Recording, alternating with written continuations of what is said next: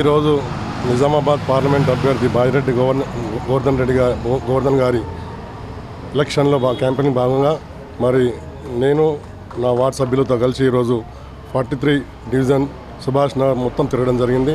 ఇంటింటి ప్రచారం జరిగింది. మరి చూస్తున్నాం గత 5 నెలల్లో మరి ఆ రోజు కాంగ్రెస్ ప్రభుత్వం కావచ్చు, సెంట్రల్లో బీజేపీ ప్రభుత్వం కావచ్చు, ప్రజలకు మభ్యపెట్టి ఓట్లు వేయించుకొని మరి కాంగ్రెస్ అయితే పూర్తిగా 6 గ్యారంటీలు 420 హామీలతో వచ్చి ప్రజలను మోసం చేసింది. 4 నెలల్లోనే చూస్తే వాతావరణం ఈరోజు చూస్తే కరెంటు కోతలు, వాటర్ ఇబ్బంది, తాగునీరు, సాగునీరు సమస్యలు ఏర్పడ్డాయి. మరి ఖచ్చితంగా మొదటి నుంచి కేసీఆర్ చెప్తూనే ఉన్నారు. మరి ఇతర పార్టీలను నమ్మి ఓటేస్తే చాలా ఇబ్బందిగా ఉంటుందని చెప్పి మరి ఈసారైనా మంచి అవకాశం మన అసెంబ్లీలో పోయింది, కానీ ఈసారి పార్లమెంట్లో అవకాశం ఉంది. మేము పార్లమెంట్లో ఉంటే ఇక్కడ రాష్ట్రంలో కావచ్చు, అటు కేంద్రంలో కావచ్చు, కేసీఆర్ అర్థంలో మా ఎంపీలందరూ కోట్లాడి మన హక్కులను కల్పిస్తారు.